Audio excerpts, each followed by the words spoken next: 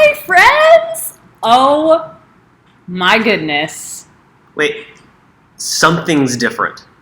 Wait, what? Wait, we're not in our living room. What? We have so much light on us. Welcome to the Right Reasons. Welcome to the Right Reasons. For podcast listeners, you're probably like, what the fuck are you talking about? Why are you guys just making creaking sounds? So in case you haven't noticed, we are in a new location. We are at Stand Up New York, this amazing comedy club that we get to record Right Reasons this season out of, which we're super excited about. So we're sitting on stage. We got the backlighting, and we got chairs that are a little creaky, and we put together this setup in about 10 minutes. Yes. So let's just, first of all, I'm so excited. There's so many of you here live with us. This is obviously week 4 of The Bachelor, and it's our first week covering it. So let's just rewind for a second.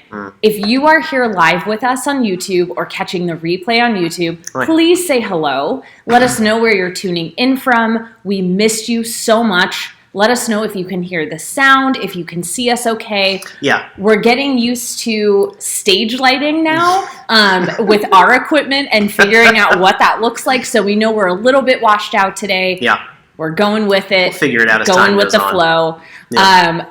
Hi, guys. Fabulous Jessica, Amanda, so Rachel, happy. Amber, Cassie, Hallie. Oh my goodness. Does the sound okay? It's a new space. It's a little echoey. We didn't have headphones to check our audio levels ahead of time, so we're sort of shooting from the hip on this one. How does everything sound? Let us know real quick before we get into somehow a 4-episode recap of The Right Reasons. Also, my name is Kyle Wright. Yes, and I am Rachel Wright, and we're your co-hosts of this podcast and live YouTube show. If this is your first time ever tuning in, welcome. We've missed you. The off-season felt so long and so short all at the same time. Yeah. Let's tell them a little bit about our show and what this is, if this is their first time tuning in. Because this is not your typical Bachelor pod. Still waiting to make sure that our sound sounds... I think apparently, I guess it would sound fine. So, first and foremost, we are married, and... I forgot my ring today, so it looks like we're not. I didn't. But we are. Hi, Rachel. Thank you. Thank you, Ray. Okay, sounds great. Good. Sounds good.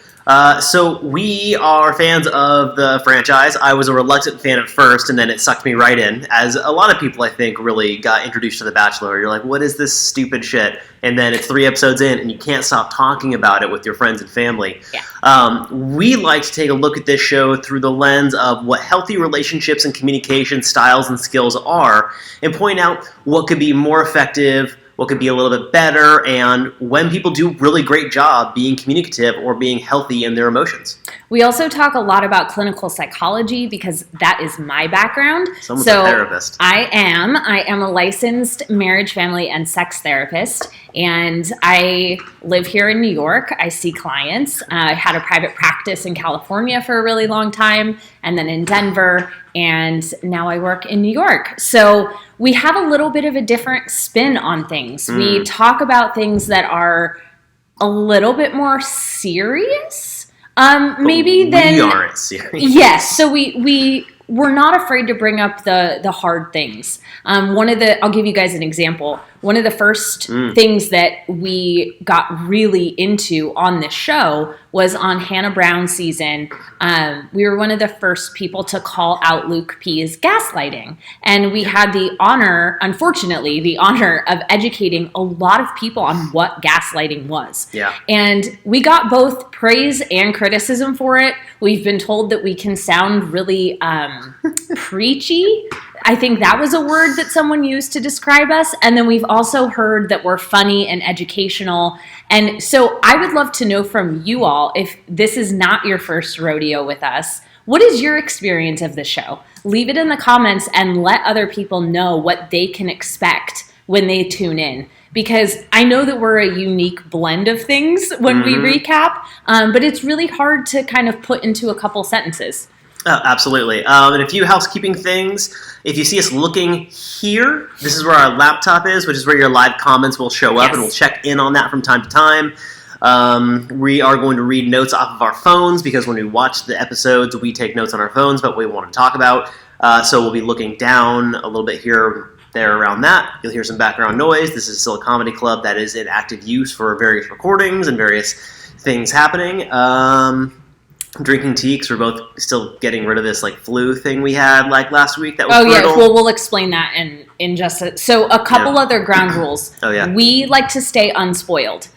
So that means that we risk sounding really fucking stupid as we go along through the season because we don't know what's going to happen. Right. So there could be somebody during the first episode that we say, wow, we really liked this person. She came out. She was so emotionally intelligent. And then 4 episodes in, she's just the worst. And we find out with you. So please don't spoil us. Please don't drop spoilers in the comments. Our viewers do not know what's going on either. Yeah. If you do, please don't tell us. We like to watch it through the lens of being unspoiled. Yeah. The other rule around here is no judgment. There are times where we may call out unhealthy behavior that we see on the show because we want to call it out and name it, but we are never, ever, ever, ever going to judge anybody for anything.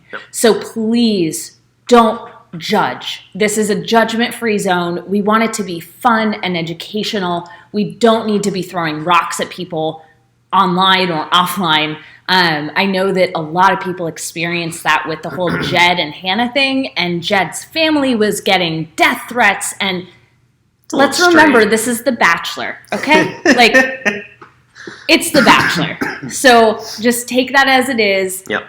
But no judgment. It just won't be tolerated. Yeah.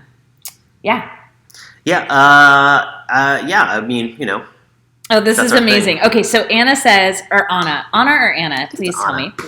She says, the show to us is very educational, our show, about relationships, and it's very entertaining. Thank you. Jessica says, I always had a lot of that's what I thought moments. Very relatable discussion of the show. Awesome. Hallie says, you say what almost all of us are thinking. That's good. That's good to hear. That's good to hear. Okay, so why is this our first episode this season, babe? Well, I would like to acknowledge that the 4th episode of The Bachelor came out yesterday. Yes. So we missed the last couple of weeks because life, honestly. We were sick. We had, I think, a family emergency. We had difficulty getting into the new space. We had a bunch of stuff come up. We had equipment issues. We were in the middle of moving and unpacking and trying to find all of our equipment while the show was getting built up. So then we got the flu. Yeah, then we got the flu. It's casual flu. Just that took 2 weeks out of our lives, and I'm still a little chesty about it. A little chesty. Is that not the right? I'm usually the one that's called chesty. Heyo. So yeah, we're a bit behind on our recap than we prefer to be. So what we're going to do is we're going to gloss over some of the things we'd usually identify, little particular conversations, incidents that we don't really need to focus on now. However, we would very much like to focus on if you want to hear about it. So with that in mind, that we only have about 2 hours here. So we're going to breeze through as much as we can of some of the smaller incidents that happen, perhaps something about a champagne bottle. There's some things that'll come and go pretty quickly in this conversation. However, if you want to hear about certain things you have questions about, if you have questions from the first 3 episodes, or 4, if you have questions of them that we don't answer on the show because we are trying to pack a lot of content into a short period of time, short being 2 hours, which is not short. It's all relative. Because it's 9 hours of Bachelor. 9 hours of content talked about in 2 hours. That's a lot. So if you have questions about that and you want to know what we think about things you're wondering about, we have an email address set up for you to send in questions. And later this week, we are going to do another episode, but just a podcast version, no video. Yeah, so it's going to be a special mailbag episode. So what that means is anything that we don't get to hit on today because of time constraints. I got a lot of DMs from you guys over the course of time that we were sick, which was so sweet, by the way. Thank you for giving a shit about us. I got a lot of DMs about specific things, like what is your take on X? What is your take on Y? And so if we don't get to it today, we want to be able to answer those questions. Yeah. So our email address is thewrightreasons, Wright with a W, like our last name, thewrightreasons@gmail.com. Yeah. You can send us any questions, and we will answer them on this special mailbag podcast episode. Yep. And also, I think we glossed over that as well. The show is called The Right Reasons because, A, it's a fun play on our joint last name, and it's a common phrase used accusing someone for not being there for the right reasons. Yes. Or claiming that they are there for the right reasons, even though they're lying and they're there for their music career and have a girlfriend. Just made that one up. Pulled that one out your butt. Yeah, totally made up that super fictitious thing that definitely didn't happen last season. So if you are here with us, if you are watching this video, please go ahead and click the thumbs up button on the YouTube video. Thumb it up. This tells YouTube, hey, I like this video. I think other people will like this video. And then other Bachelor fans, Bachelor Nation people, can find this video. And if you are listening to this as a podcast, please rate it, review it, subscribe to it, and share it with your friends. It helps us grow, and we want to be here for many, many seasons to come. Yeah. Additionally, we had this happen on Hannah's season, because we talked about not judging, we talked about not attacking people. We had people sharing in a positive format, hey, I think this might help you. People sharing our show on Luke P's social media, suggesting that he can see the error in his ways. So the more you share it, the better it is for everybody, because we have a particular take that I think is super healthy for the world around a really challenging show to watch sometimes. I love it. All right, who is ready? Hey, right. Terry. Did we just skip the first episode? No. All right. Okay. Let's dive in without any further ado. For those of you listening to the podcast, you're like, Jesus Christ, please, let's get to it. 12 minutes. 12 minutes in. Thanks, all right. Podcast people. And thank you, whoever said that you liked my shirt. Let me just show you. It's actually a dress. And it's really cute. It is cute. Thanks, Rent the Runway. Little plug there. Okay. Not sponsored by. Also, the sponsorship is not us. This is. This is just the comedy club is doing a sponsorship thing for someone else. However, we are sponsored by Stand Up New York. Yes. If you are in New York, we actually are going to be raffling off every other show, not today, but every other live show. We're going to be raffling off passes to come to Stand Up New York if you're in the city. Yep. So that's very exciting. I think we're set. We're going to be drinking tea and water the entire time because voices. And let's do this. How on earth do we start with this first episode? Okay. The first episode is so challenging because I don't know anyone's names. Now I am learning the people's names because it's 4 episodes in. But the first episode is so difficult because, oh my god, I don't care. And there's just a million girls, and they all do some dumb gimmick getting out of the limo, and we're off. I will say, I thought that this season's first episode was the best first episode in a long time. Yeah? Yes, because we actually got dates. Usually, we get an hour of packages about the women, and then we get an hour of people coming out of the limo and the cocktail party, and then it ends with the rose ceremony, and it's like, cool, great, set up for the season, whatever. Yeah. This time, we actually got content. So my summary of the premiere was, we know he's a pilot, he's hot, we know he has faith it'll work, we know he's Cuban and German, we know Hannah's goodbye with him was really hard, we know. Yeah.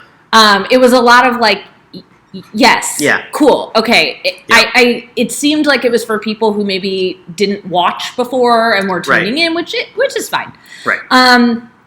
And nothing really, there was only one limo entrance that really stood out to me as being horrible. And that Just was one? Yes. Okay. I mean, there were some Continue. Cringeworthy ones for sure. I got a couple. But the one that to me stood out as being just atrocious was unfortunately Savannah, who has been kind of lovely ever since, but she blindfolds Peter and kisses him. And that's sexual assault. It was one of those moments where, as a female, as a cisgender woman, I was watching it, and if the genders were reversed, if it was Bachelorette, and a guy walked out of the limo and put a blindfold on the Bachelorette and just kissed her without any consent, you gotta wonder how that'd look. Like, that'd be a problem. Yeah. So she says that, Peter likes bold women, and being bold is not necessarily kissing someone without consent. I think there's other ways of being bold. I'd agree. So that was the main limo entrance that stuck out to me, is like, this is actually quite problematic. There were obviously a lot of windmill jokes, a lot of condom jokes. A lot of trash talking Hannah Brown. Yes. Which is interesting because, in my opinion, so Hannah Brown is on this first couple episodes. The women who go out of their way to trash talk Hannah Brown immediately and then also later on, to me it just shows insecurity rather than anything else. The only one who actually pulled it off was Hannah Ann, who asked if he has space for one more Hannah in his life. And I thought that was pretty entertaining. Well, because she didn't really trash talk her. Right. There were some pretty bad introductions out of the limos. One of them, I don't even know who, some girl offers him her hairless pussy, which is actually a cat. Shocking. That's how they were able to say that on the air. Well, she says, "You're going to fall in love with my hairless pussy cat." That's one of those moments where I almost turned it off, almost jumped out the window, and just wrote this down instead because I don't really know what else to do. Yeah, and then there's the blindfold thing that was super, super uncomfortable. So my one big observation, as always, watching, it's usually when it's the Bachelor season. This wouldn't really work for the Bachelorette. But I wonder just how many square feet of boob tape are in the mansion or is in the mansion at any given point on the first night, because the dresses are amazing, the women look incredible. I also am very curious as to how many square footage of boob tape is in existence in the mansion. Yeah. Okay, so there were a couple themes that came up. And again, sorry guys, this was 4 weeks ago, I know, and we had the flu, so we're patching it together as best we can. I think that there was an overall confusion about the word bold and what the word bold means. So Savannah thought that being bold was kissing him without consent. Some of the women think that being rude is being bold. So kind of being aggressive instead of assertive. Tammy thought it was bold to TSA screen his penis when she got out of the limo. That was bold. That's air quotes for you podcast listeners. Right. Yes. So it seems to be, and this kind of came up a lot with Hannah Ann, who, from the viewer's perspective, and who knows how much of this was producer encouraged and then edited around, but from the viewer's perspective, Hannah Ann continually stole Peter to talk to him repeatedly on the first night, which to me, on this show, inside the container of The Bachelor, that's being bold, right? She's not necessarily afraid to ruffle feathers. She's just asking for what she wants. And Peter can sit there and say, no, I'm continuing to talk to this person, but thank you for coming to ask me. Which you've seen previous Bachelors do, where someone will come to interrupt or steal, and they're like, actually, I'll come get you in a minute. I'm just going to finish up here really fast. Also, it's the first episode. It's a clusterfuck. There's like 30 women. They're all trying to vie for time. They're all playing up their weird gimmicks with like a paper airplane, and one girl's a windmill, so Peter will have sex in her or something. Which that's what curious sex about. Is, Kyle. There's just so much going on that today Kyle learned what sex is. Wow. Powerful episode of The Right Reasons, really changing changing up the zeitgeist here with our sex education. Oh! I wrote down Katie Holmes instead of Hannah Ann for the entire first episode, so my notes are a little confusing. But I don't blame her for doing her best to get out there because that's how you stay past the first episode. You're not guaranteed anything. They cut, what is it? 10? 10 women the first night, I think? More than 10? Like 14? They cut a ton of women the first night. So making sure that you make it on the show, you've got to be aggressive. And if you're not, go home. Well, and so I'm going to challenge you on that one. Because I don't think you need to be aggressive. I think you need to be assertive. Okay, yeah, yes. I would agree with you in the way I was using aggressive, I meant assertive, but good catch. Flu brain, man. Well, and but I think that's so important because we talk a lot about language on aggressive here, versus assertive. And aggressive and assertive, especially in context of women, is a really, really different thing. Also, there are racial undertones with aggressive. That word was used to describe on Rachel's. Yeah. On Rachel Lindsay's season, Lee, who we found out to be racist, called Kenny, the wrestler, aggressive. And there is a historical context to calling men of color aggressive. Mm-hmm. If he were to call him assertive, it would not have that same negative aspect. So I think that's just a really important, and again, I don't mean to call you out. But no, it's a good those distinction. Those two words mean two very different things. And you can be assertive and not be aggressive. Yeah. No, it's an important distinction. I remember in the first episode, I found production trying to make Hannah Ann, not Katie Holmes, because that's not who she is, but she looks like Katie Holmes a little bit, which is why I wrote down that, because I couldn't remember her name at this point. She is... I wondered if they were trying to paint her as the villain early on, especially in the first episode, because she kept stealing him, kept trying to go in for the kiss, kept trying to get involved. And the girls were getting very... This is my least favorite part of the first episode, is because the sun is up when the selection is made. It's an entire night of drinking and arguing and vying for time and making out. I'd be such a mess. Oh, absolutely. Oh, my least favorite part it's towards the end. It's got to be 4 a.m. or something, and the girls are getting really catty, really desperate, and it's like buzzards circling a dead body, trying to jump in there first to get the last morsel of Peter. And eventually, they give up, and the girls just argue with each other. Well, and so it seems like the girls who were seeking the most validation from him were the ones that were most insecure with themselves. So the women who seemed more assured in who they are and what they bring to the table were very chill. Like Katie. I mean, granted, she knew him from before, which is another thing. Kelly? Yeah, yes. Kelly. I think I wrote Katie. Yeah, Kelly. She knew him from before, and she was very assured of herself. So was Hannah Ann. She was very assured of herself. She's like, I'm going to go in here, and I'm going to steal him, and then kiss him, and I know I'm going to get the first impression rose, which he does.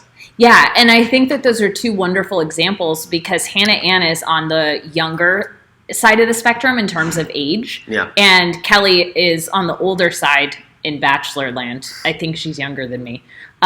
She's probably younger than me. But it just goes to show that it's not necessarily an age thing.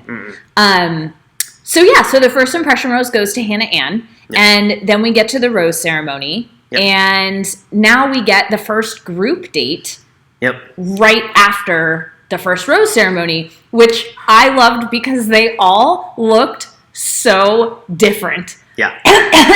They looked so different.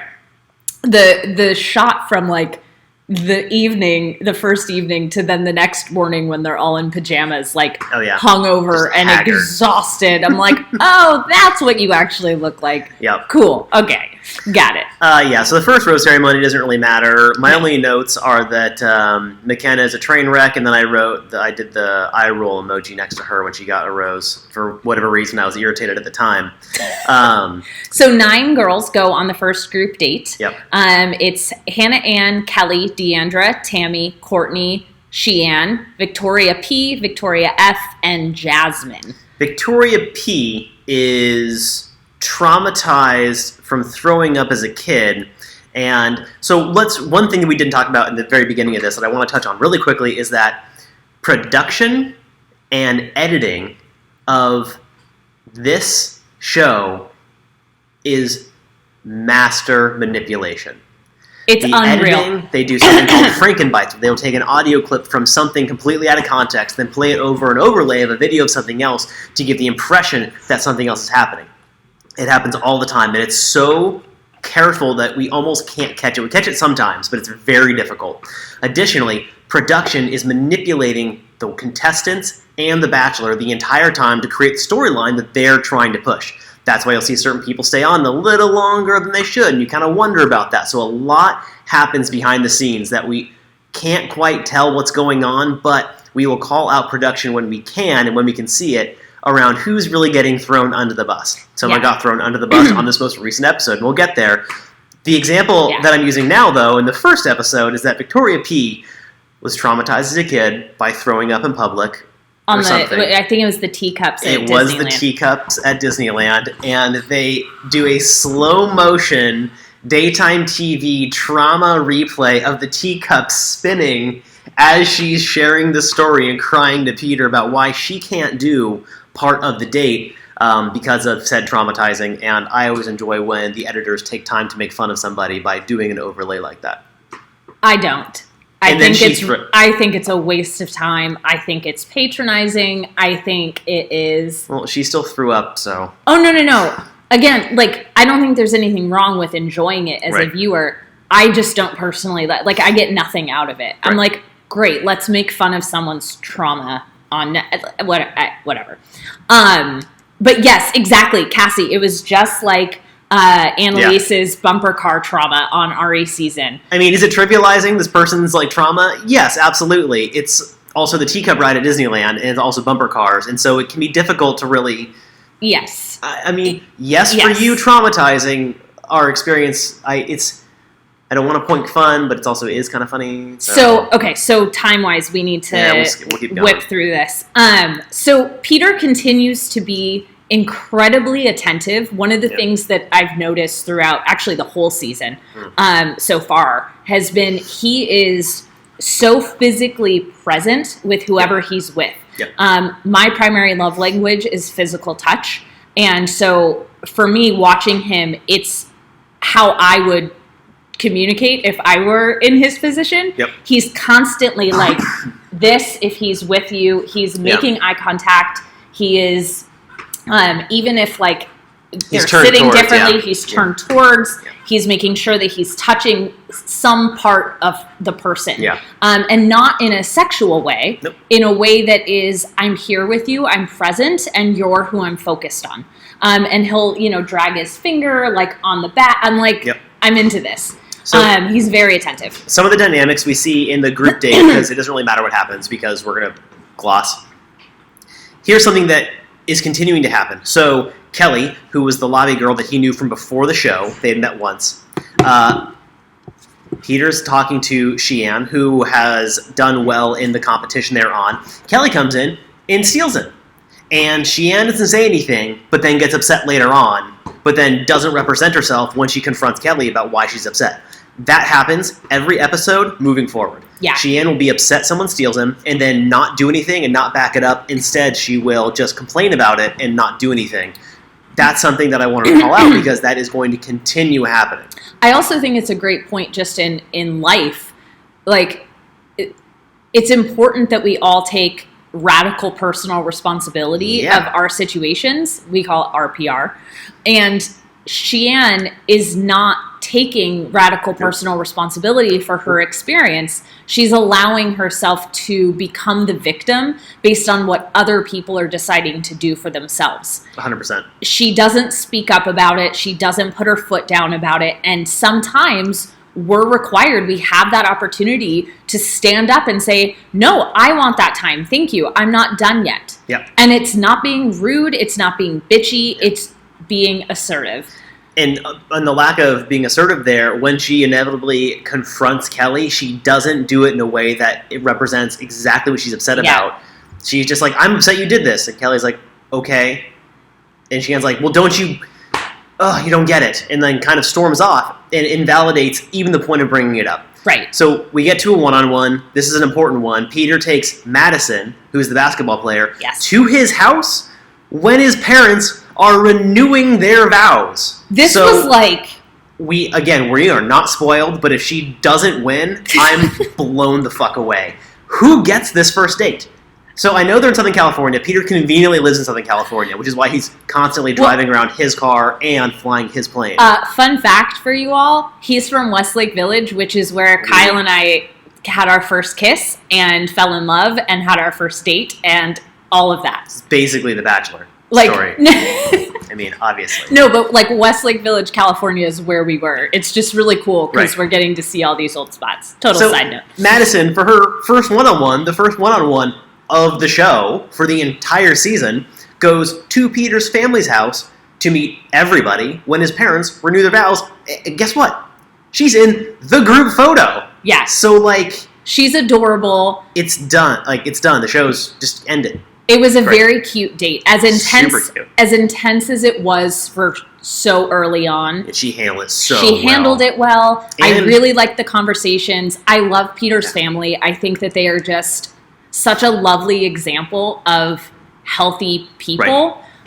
She catches the bouquet when her mom throws it. Course. Granted, I believe scripted, but sure. She's also a basketball player, so maybe she was really going for it. Here's what's important between the two of them. She shares that she's worried that she's going to have to share him moving forward because they have this great connection, and understands that's going to be difficult. He empathizes and reflects that it will be difficult, and yet he thinks that it's going to work out really, really well. Great conversation, and they're emotionally intelligent together. I think she's my number one. Ooh, really? I think Madison's my number one. Was she after the first episode, or are you saying that now with all of the episodes? I would still stand by that. No, but like, was it stuff that you saw later? Or is this just based on episode 1? It's based off of everything. This cemented a little bit in the first one, but everything I've seen since then has added to it. Even though we haven't seen a ton of stuff from her, I still think that I'd say Madison's the number one. Yeah, because now all we see is them talk about that date. Like, we haven't gotten to see anything else about her. And her Chiron, like her name logo, that's what it's called. Yeah. It says that she's a foster care coordinator. Yeah. And I want to know more about that. Her. Like, I want to know more about who she is. I'm looking forward to moving past the drama. Okay, so then we get into... Group date with Hannah. Group date with Hannah. And we can basically... like... If we go through this whole thing, we're going to be here for 18 hours. Yep. So there were a few dynamics that came up during Hannah Brown's conversation with Peter. Mm-hmm. So now we're talking about the group date where they were all going to tell a story about their sex lives, but Peter ends up cutting the date short because he's so shaken by having this conversation with Hannah that they don't do that. And it's also the first time that we start to see a lack of empathy from the female contestants towards Peter. And it starts to become a pattern that now we've seen in basically every episode. But there are a few specific things that I wanted to talk about in terms of Hannah and Peter's conversation that night. Cool. Do it. So I wrote down, first of all, as a viewer, I'm so glad that we're seeing this conversation. I think so often these relationships end on TV. We get the after the final rose thing, and then that's it, right? Like they go back to normal life. And it was really cool to hear this kind of like post breakup talk. It was very real. It felt like the least produced conversation I've seen on the show in a really long time. And let me see. Peter says that his heart sank when she asked Tyler out. And Hannah says to him, I thought that you just wanted to be the Bachelor. Which is why she didn't go after Peter. And this is what assumptions and lack of communication does. Mm-hmm. So Hannah made the assumption that Peter just wanted to go on to be the Bachelor. And so she didn't ask him out. She assumed. And she clearly very, very, very much regrets that. Yeah. This conversation, he says, I look at her and I don't want to stop looking at her. And that has got to be so hard to feel when you have all of these women who have come for you and you're looking at your ex. Sorry, I didn't mean to motion to you when I said ex, but you're looking at your ex and all of these other people are here for you. Mm-hmm. And so Peter is completely shook. Yeah. And that's when the first episode ends. And when we get into episode 2, he tells them, Peter tells all of the women, this is what happened. I did not expect this. We thought that it was going to be, kind of a fun thing to have Hannah here. This was not what I planned. I still want to have the evening portion of the date. I just need some time to chill. And really... This is after he and Hannah agree, we can't do this. It's they kind of process their relationship ending. They process all of that together, which is really healthy. Yeah. And they acknowledge that they just can't do it, and they don't like how it worked, but it's the reality, and here we are. So he's being incredibly honest and vulnerable to essentially strangers at this point. He's known them for 12 hours. Yeah, he's made out with 3 of them. Yeah. And Natasha uses it as an opportunity to tell him how it's not fair to them. And I don't know who said this. I wrote down rude girl number 4 because I didn't know their names yet. That's good. But the quote is, maybe he wants to get his head right, but will it ever be right? Well, grammatically, that is nonsense. Correct. But also, that's really insensitive because who's to say your head isn't right from your high school relationship? And you haven't processed it. I mean, you're in your early 20s. They're throwing a lot of shade in a situation where it's pretty inappropriate to do so. Correct. And McKenna is the only one, mind you, she is 22. She is the youngest person there. Yeah. And she is the only person on this entire date to show him any empathy. Mm-hmm. And she stands out because of that. Yeah. Because he's going through something hard. She actually acknowledges that he's going through something hard. And because of that, she looks like the hero of the entire day. Yeah. Everyone else looks awful. For example, Sydney is really upset that Hannah was there. And then she says, I left a lot back home. And then she says, I left my mom, my family, and trails off. What? That's not a lot. You just left your family to go on a show. Your family lives at home. So you just left them. You didn't leave a lot. You didn't give up a career. You didn't give up shit. And yet you take the moment to be really self-centered and antagonistic to other people on the show, which is also Sydney's common character trait. Yeah, it's her MO, which we didn't know, obviously, at the time. Yeah.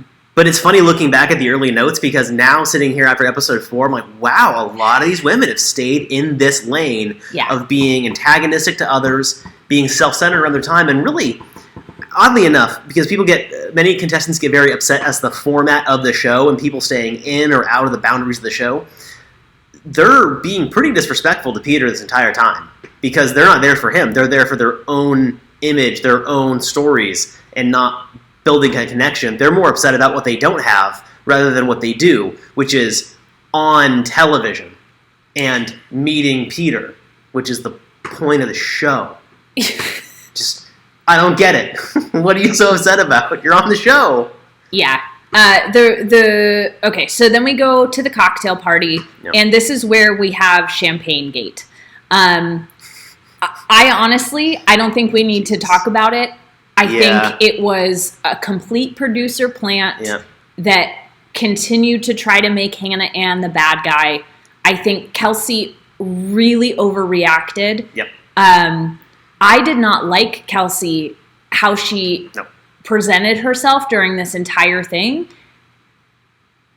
And then last night during episode 4, which we'll talk about, she was very different and pleasant and lovely on their one-on-one date. But Kelsey during Champagne Gate, not nice or pleasant. Not nice or pleasant. I have a couple of quick notes from this part. Yeah. So McKenna's name is spelled MyKenna, and We I have call a really her hard MyKenna. time I was about to say MyKenna, but I'm really working on calling her McKenna. It's difficult because it doesn't read that way. So McKenna and Peter dance, then make out. So clearly Footloose was correct. Dancing does lead to sex. Should I not say that when you're drinking water? Okay. So then, Peter keeps doing his signature sexual move, which is grabbing the girl kind of by the hips and pushing her up onto a table or some sort of seated position so he can make out with them. That's his thing. Sydney gets the rose for complaining.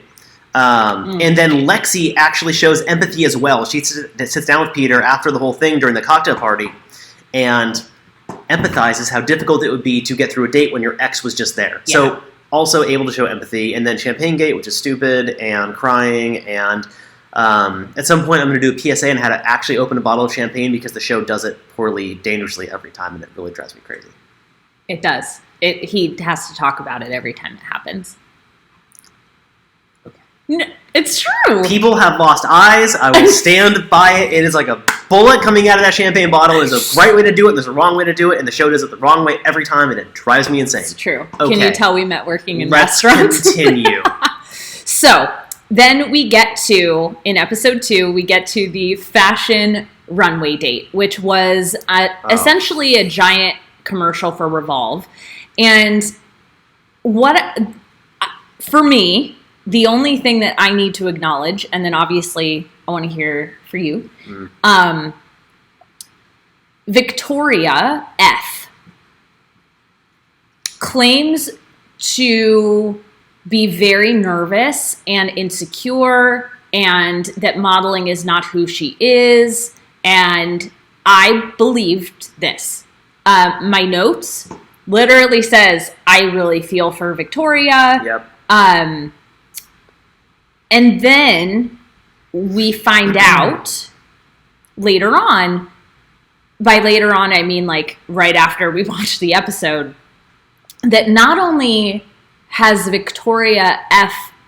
modeled in real life, but she also has modeled some very racist clothing. Yeah, she did a modeling campaign for a White Lives Matter t-shirt thing, which is supposed to be for a type of fish, but let's be honest, it's a dog whistle, and it's a White Lives Matter campaign, which is super inappropriate and fairly offensive to us, at least. And my issue with her is that she's a consistent thing of acting very insecure and needing validation when if she were to only open her eyes, and it would be...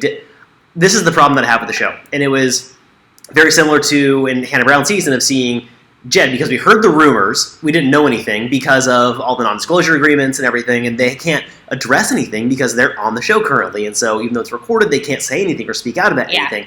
I have a hard time seeing her on the show because of what we know off the show. Victoria? Yeah. F? Yeah. And also, I just don't like her at this point. Well, yeah. I mean, finding out that she not only lied about the modeling piece of it, which was not also strange, to then find out that she modeled this really offensive stuff. And then fast forward in last night's episode, she talks about being afraid of heights, and she's freaking out about how, like, are we going skydiving? I forgot. And then a photo is on her Instagram of her skydiving From like last year. Like she... What is it? What are you afraid of? Who is she? I wrote down, she gets over her confidence issues by wearing lingerie and making out with Peter. Yeah, and honestly, if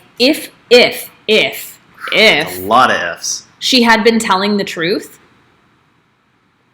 it was a really cool thing to watch. Mm-hmm. Because without knowing anything outside of what we're being shown on TV, what we saw was someone overcome a fear, gain confidence, and do something that was really out of their comfort zone. And that, in a vacuum, is wonderful. And I love seeing things like that, especially on the show. Right. And Well, go ahead. No, go ahead. Well, that's my thing, is that was my, before we knew the stuff that we knew about Victoria F., that was my ending note for the scene, was it doesn't tell a good story, so Hannah Ann wins the modeling competition, which is challenging because she's a model. And, like, a gorgeous model. She's stunning. I also wrote down that she comes out, her first dress she wore is a wedding dress. I wrote down, I understand it, but I don't like it. Yeah. I wrote down, it doesn't tell a good story for a model to win a modeling competition over someone who really put themselves out there. I take that back because the girl who put herself out there is a model and gorgeous, and then also didn't really think through or is ignorant around her decisions around where she works. So this is a great example where if we had done the show right afterwards, what you would have heard come out of our mouths was Victoria did this great job. She overcame this fear, blah, blah, blah, blah, blah. And then we would have had to eat our words the next week. Mm-hmm. So we just want to be honest that we're watching this with you and experiencing the information at the same time. It was very, very, very sad to hear that she is just really not representing herself as herself. Yeah. And this continues into last night's episode, which we'll get to. She's lying a lot. Here's a good example of a Franken-edit, actually, if you want to talk about sound editing. A Franken-bite? A Franken-bite. Well, it's actually more sound editing than anything else. We get a quick recap of Champagne Gate. Peter grabs a bottle of sparkling that Kelsey had given him earlier as like a repayment for the champagne situation, and we hear them pop the bottle off screen, but I went back and watched it. It's a twist off. It doesn't pop. They add that sound for effect. Boom. Caught you. Yeah. It's a twist off. It doesn't make the pop sound when it's a twist off. So in the comments, Hallie says, aren't all of them models? I mean, kind of. Yes and no. Hannah Ann is actually a model. Like in CVS, she's on one of the cardboard cutouts for sunglasses. Isn't she also friends? I've heard rumors that she's friends with Hannah G. Hannah G. Yes, from previous. But that doesn't bother me. But like she's actually like her primary source of income is she works with an agency, not like she's a model. Natalie says, even without knowing that she had previously modeled, I wasn't sold on the idea that Victoria F had low self-esteem. It seemed fake to me. Well, good for you, man. I was sold. I was completely sold on it. But I understand that because I remember watching her and I'm like, how does this woman who's objectively speaking, this is the challenge because I don't agree with her at all, in fact, or like her at this point. Victoria F. Yeah. She's absolutely gorgeous. Incredible. And I'm writing down, like, how is she what happened to this person that she is so just afraid of what she actually is and blah, blah, blah. And now I'm like, oh, you're full of shit. You know you're hot and you're acting insecure to get attention. Yeah. Real annoying. And she says to him afterwards at the after party, I don't know if I'm cut out for this. I like you. I just don't know if it's worth my mental health. Fuck off. Now, knowing what we know now, she's incredibly manipulative to him. And it's really interesting because this word manipulative has been tossed around a lot this season. The new truth. Yeah, or authentic. Clarity. It's the new clarity. Yeah. Just need clarity. Okay. So, and Nicole Christine, we're not to episode 4 yet. We will talk about Alaya, I promise. Oy. And it says a lot that, you guys, we're in the middle of episode 2. And have you noticed Alaya hasn't even come up? She literally came out of nowhere. Anyway. Heather in the comments mentions Victoria F. also modeled for Playboy. We did not know that. And if that's also true, which I believe you, she's a goddamn liar. Yeah. Just a quick reminder, guys, and a very quick thank you.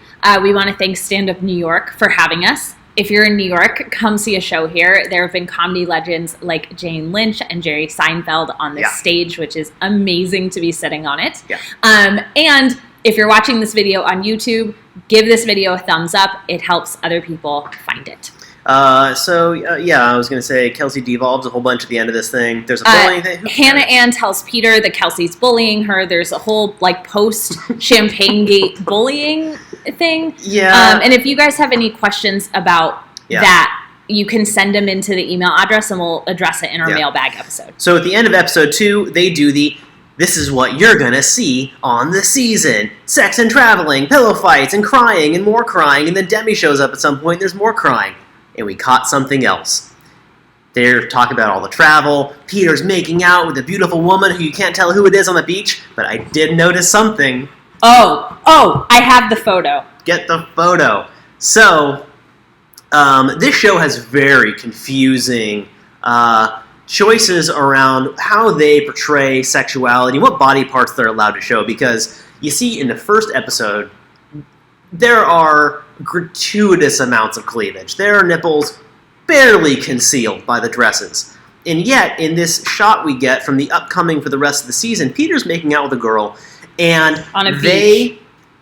I swear to God, they used Microsoft Paint from 1995 to paint on full butt swimsuit onto this girl because she's clearly wearing a thong bikini. And it's white. And it's so... They even added, like, the lines and stitching of the it's fake... So bad.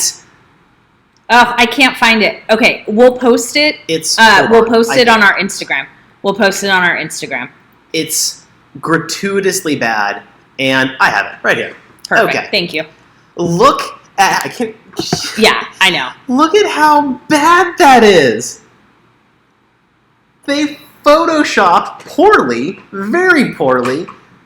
Will you put that on our Instagram story? Oh, yeah, we'll do it after we get off here. Okay, so if you can't see it on this live stream or you're a podcast listener, go check out At The Right Reasons on Instagram. We'll put it up there. Come on. Yeah. If you're going to show the majority of someone's boob, you can show the majority of someone's butt cheek. It's just a butt cheek. There's no nipple on it. It's just a butt cheek. Okay, so that cuts off episode 2. Yay, we're doing it. How long are we in? Water. Oh, we're doing so well. We're at 51 minutes and we're through episode 2. All right. High five. Boop. Okay.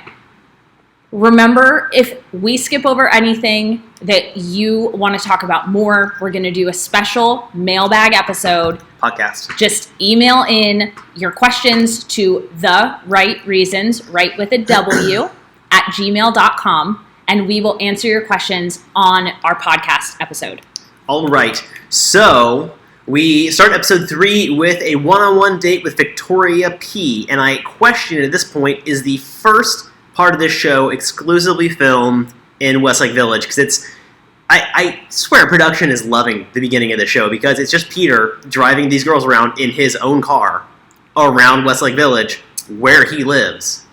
Also, the way that they're representing Westlake Village is it's like Nashville, Tennessee. Westlake Village is not this country boot. Oh my God. It's not. It is the most bougie fucking town in LA. It's up in the valley in LA. It's inland north LA, so northeast LA, and it is very wealthy. And when we opened up the restaurant there together, because that's what we were doing at the time that we first started dating, Pamela Anderson and Adam Sandler. With Adam Sandler. Not together. They don't hang out, I don't think. But separately, Pamela Anderson and Adam Sandler came in and checked the restaurant under construction out to the degree that we had to have a PSA with all the new employees of how they treat celebrities when they come by. That's where this is. This is not Boot Barn's second location. This is not, like Rachel said, Nashville in California. It was really weird. I don't know why they went... that I'm from in California is more like Nashville. It's ridiculous. For sure. Actual cowboys there. Anyway, weird representation of Westlake, very inauthentic, and they're also not caught in traffic enough for me to believe it. Yeah, I think they cleared the free... Okay, anyway, so, episode 3, we start off with Peter's one-on-one date with Victoria P. They go to a country store, they get cowboy boots, then they go to a line dancing bar. And I will say, Victoria P. has her first inconsistent thing happen right away on this date. So they're in the car, and she's like, what type of wine do you like? And white or red? And he says, red. And she goes, oh, thank God, me too. And then they get to the bar, and what does she order? White wine. Again, inconsequential. It's nitpicky. And inconsequential. The only justification I give is that it's in the middle of the day, so maybe white wine in the middle of the day. Arguably, Also, wine in general, not a line dancing beverage. Yeah. And that's not my rule. I just listen to enough country music to understand it. So, sorry. Yeah. Heather made a great last comment about Victoria F that I want to read on air for our podcast so that they can hear it too. Oh, I forgot Victoria, about this. So Heather Fitz, thank you for this comment. Heather man. Fitz says, Victoria F is the girl who came out of the limo who said she had a dry sense of humor and implied that it was the only thing that was dry. Which is an implication that her vagina's wet. Oh, thanks, Kyle. You know, let's do what I can. Such good mansplaining, babe. Thank you for explaining that joke. I didn't get it. Otherwise, I just know, would have been I like, know. what? And all of the listeners would be so confused by that. Yeah. And Hallie, I agree with you completely. I thought I liked Victoria P, and then episode 4 happened. So we're gonna summarize episode 3 the way that it was presented, and then we'll get to how her narrative kind of switched. Challenging. Yeah. While they're on this date, Kelsey bullies Hannah Ann, and that's all we don't see. It's just that happens in the background. Yeah. So then Victoria and Peter have dinner in an airplane hangar. So many airplane things. And here's my takeaways from their conversation. Number 1, Peter is an excellent listener. Oh, yeah. When he is listening to someone talk on a date, he is so fucking attentive. I feel like he's listening to me and I'm not talking. I'm just sitting there watching the show. Yeah. He knows how to actually listen, and it's not an act. He is really 100% listening. He does not interrupt at all, ever. So if anybody wants to look at a great example of active listening, this date's actually a great example. He's doing a great job. Victoria shares a story that I have a lot of mixed feelings about this. Her story, I'm so glad that people got to hear on a national level in terms of, I'm really happy that we're having a conversation about addiction. I'm happy that we're having a conversation about a blonde white girl who grew up in and out of homeless shelters. Yep. I think that that's very important for people to understand. I think that it's incredibly important that this concept of her having to grow up very quickly and be the rock for her and her sister and provide food. Yep. She even talks about taking a potato and cutting it in half and putting salt and pepper on it and eating that for dinner. It was a very vulnerable, open, important conversation. Mm-hmm. She also communicated it very well. Absolutely. Peter also empathizes very well. He says, I couldn't imagine what that would be like. That sounds so hard. And Victoria says, it's affected her relationships because she did not know if she was worthy of the stability and love of someone. And that is so spot on psychologically with what happens when, as a child, we don't get the love, care, support when our needs are not met. I don't think that she's lying about that, even knowing what we know now, post episode 4. Yeah, I agree. I don't think that she's lying at all. So that I thought was really wonderful to talk about, because worthiness as a concept, like how we view ourselves as being worthy, whether it's worthy of love or a healthy relationship or abundance, money, like whatever it is, a lot of us have issues around worthiness. I know that's something I've been working on a lot, even. Right. So to talk about that concept, I loved that. This is what I don't like. The show equates someone who has gone through trauma with being a good and valuable person. Yeah. So person A shares their traumatic experience. Person B listens. Person B says, wow, you're such an incredible person. Going through trauma does not inherently make someone an incredible person. Yeah. And you can be an incredible person and have not gone through trauma. So the show, and it's done this for years, like we even watched the first episode of Jason Mesnick's season on Netflix, and even they did it then, they've done it before that. It trophies trauma. Right. The common thing is that they're on a date, and finally, or someone gets time with the lead, whoever it is, be it Bachelor or Bachelorette, and they say, like, okay, here's my trauma. And at the end, they're like, wow, that was powerful. Let's make out. It's used as it's a skill, or it's a move. If you consider this to be a game, which especially in the early episodes, I consider it to be a game, and you're playing it, that's a move that you make. Okay, when can I share my trauma so this person will feel sorry for me enough to move me forward because I've gone through pain? That's the way it shows up. That may not be really what's going on because there's so many hours of footage we don't see. Right. And yet, the show portrays trauma as a valuable thing to share early in a relationship to move forward.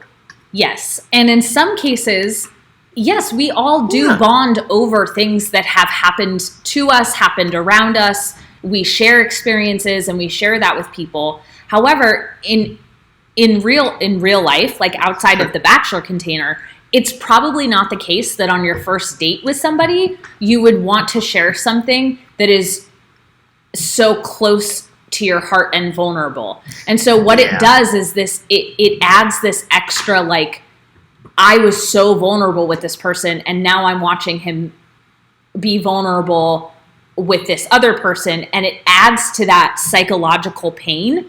So yeah, I just, again though, within the construct of The Bachelor, I thought that this was a very well handled conversation, and I enjoyed the fact that worthiness came up in relation to trauma. I think that that's a really important conversation. And yes, Heather, you're correct. Heather in the comments says, Nick Vial says that the first one-on-one date is time for those stories. And yeah, that's because The Bachelor has set it up that way. Yeah.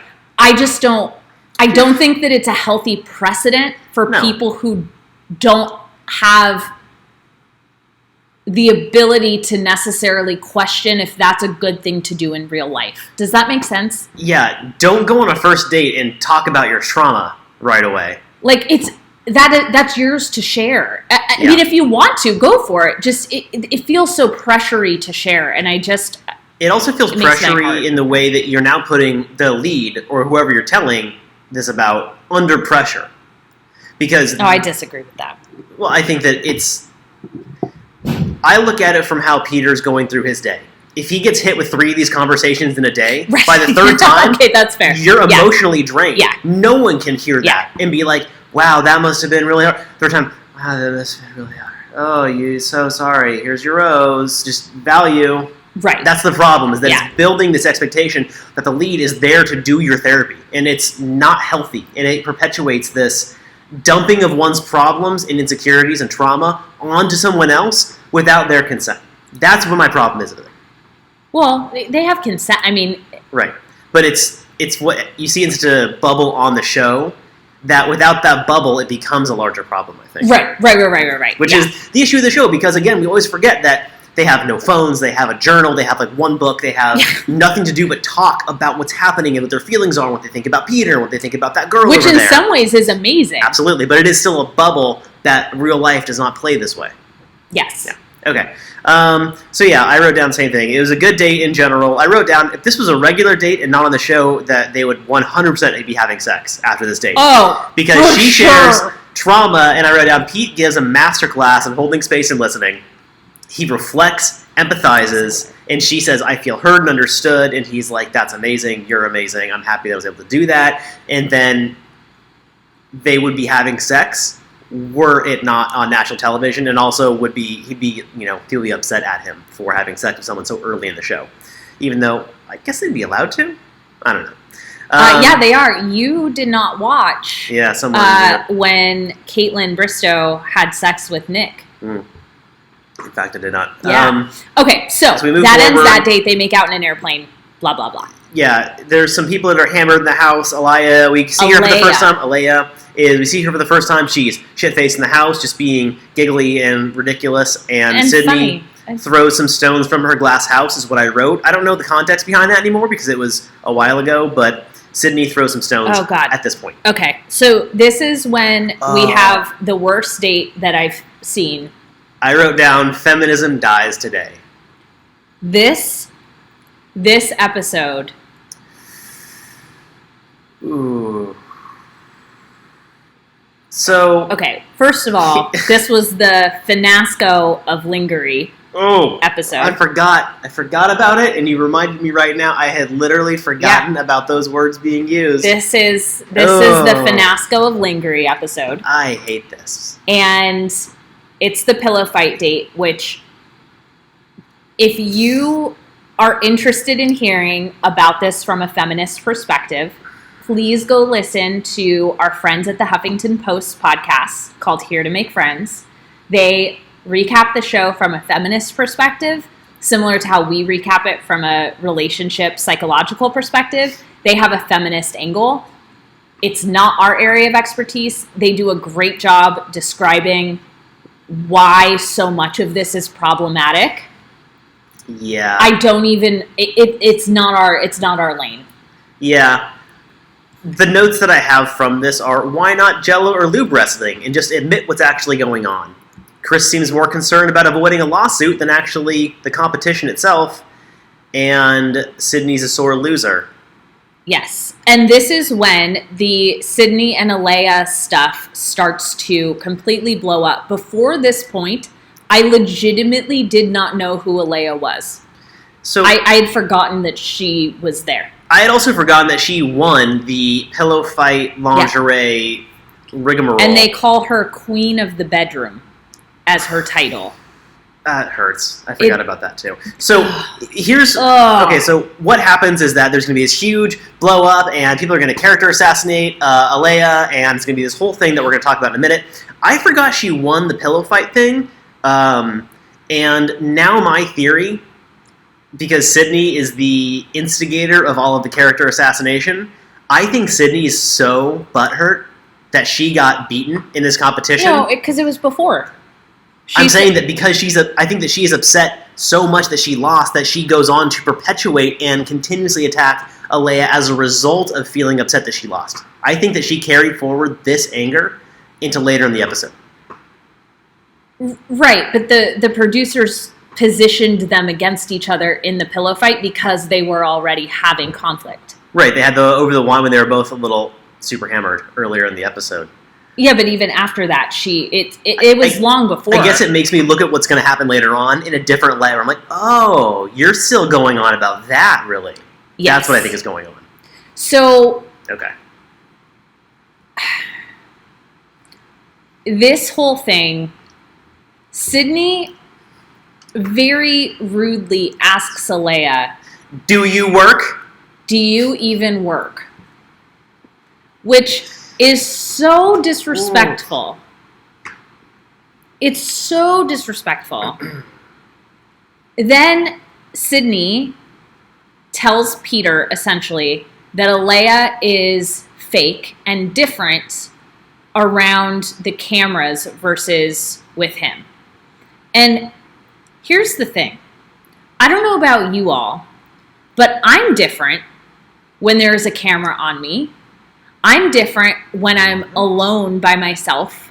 I'm different if I'm on stage. I'm different if I'm hanging out with my theater friends versus hanging out with my psychology friends. I'm different if I'm hanging out with my mom versus going out on a date with Kyle. I'm the same person, but there are different aspects of me, right? I'm going to talk differently and articulate differently being here with you than I am if you and I were grabbing coffee. I'm the same person, 100%. I'd still be sitting there like, blah, but I'm not going to be staring into the camera like this. Yeah. So, Alaya being quote unquote performative in front of the cameras does not mean that she is a fake person. No. Those are two different things. And somehow they were being equated together. Well, so now we begin using this word manipulative a lot. Yeah. So Sydney is accusing Alaya of being very manipulative by being on camera. And what is interesting here, and I kind of forgot, I'm glad I take notes because I wouldn't remember this. Peter has shared multiple times with the women up to this point that one of his biggest fears in this entire competition is that someone will not be honest with him about themselves, why they're there, or what they think of him. Right. He watched someone be with him the entire duration and then some of Hannah Brown's season, lying to him, to her, to production. Jed lied the whole time, and he had to watch Luke P. be a bastard the entire time.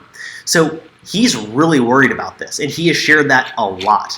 So Sydney starting to say that Alaya is being incredibly manipulative, and she's not there for the right reasons. Thank you for saying that, even though I don't like you, Sydney. She's now manipulating Peter by bringing up his biggest fears to him multiple times in an unwarranted fashion. She's preying on his fears. That's manipulation. Now, if Alaya had said, I'm not here for Peter, all I want to do is Instagram followers. Yada, yada, yada, yada, yada. Right. Sure, then absolutely, go tell him. But to just say she's being manipulative when all we heard was that she's different when the cameras come around and her voice goes up an octave. Okay. All right, that's different than being manipulative. Yeah. Those are two really different things. So they all sit back down. Peter calls Sydney out, essentially, in front of the women and asks the other women, do any of you agree with this? Now, of course, everyone is silent, which... I mean... I wish that someone... If they truly did agree, I wish that somebody would have said something. At least the people who later in the episode go out of their way to talk shit about Alaya, they didn't say a thing then, which is very interesting to me. It shows to me that they took some time for the people who are upset about Alaya's existence to get their stories straight and then go to Peter. But put on the spot, no one had anything to say. Nobody said anything. And that's very interesting. Yeah, and so we're getting some questions in the comments about if we think that Alaya is being fake. Obviously, we don't know her. We're only being... Right. We only know what we're being shown on TV. I haven't even looked at her Instagram. I don't get the impression that she is overtly manipulative or fake at all. I get the impression that she grew up doing pageants and that she is very aware of having a positive mindset. Yep. When she was scared and hurt and sad, she cried. When she was angry, you saw her eyes change. She feels emotion. She's not a sociopath. I have a friend of mine who will remain nameless just because she'll remain nameless for now. She's very much like this. She is so positive Polly, like all the time. I could say, I'm so sad. Great example. I'm so sad I have the flu. We missed 2 weeks of Right Reasons. Mm-hmm. People aren't going to listen anymore. They're not going to show up when we come back. And she would find the silver lining in what that is. Yeah. That is just how she is. And sometimes I just want to shake her for it because I'm like, just be angry with me. Some people function better in the world when they focus on positivity. That doesn't mean that they don't feel other feelings. Yeah. So I don't personally get the feeling that she is like unemotional or unfeeling. Yeah. I don't necessarily know if she's there for the quote unquote right reasons. I have no idea. I just haven't seen enough of it. But I don't think that she is some manipulative psychopath. No. And the way that the other women begin to target her, it's very much pack mentality. Yeah. She's being picked on. Sydney's very, very angry and aggressive about it the entire time. And I use those words very intentionally because Sydney gaslights Alaya when they're having a conversation. Mm-hmm. Alaya's asking her, "You're being mean. You're attacking me. Like, I'm trying to talk to you." And Sydney says verbatim, "I'm not mean. I'm just being who I am, and I'm not attacking." What? Right. You're literally attacking. That's an attack. By saying something that's not true or your opinion about somebody else in a negative context to somebody else in a competition setting, that's an attack. And you're doing it and perpetuating it. And then Kelsey, one of the women who I would guess is more insecure, especially after the champagne situation, she starts to get on the boat and start attacking Alaya too. Yeah. And you see one by one the women who I would guess are more insecure about themselves based on the amount of time they've had with Peter start jumping on board.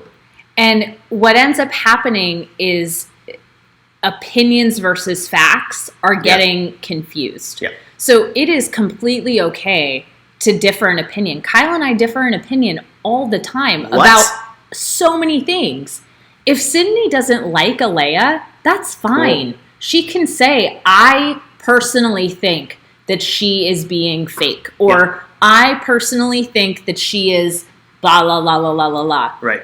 But to state it as a fact.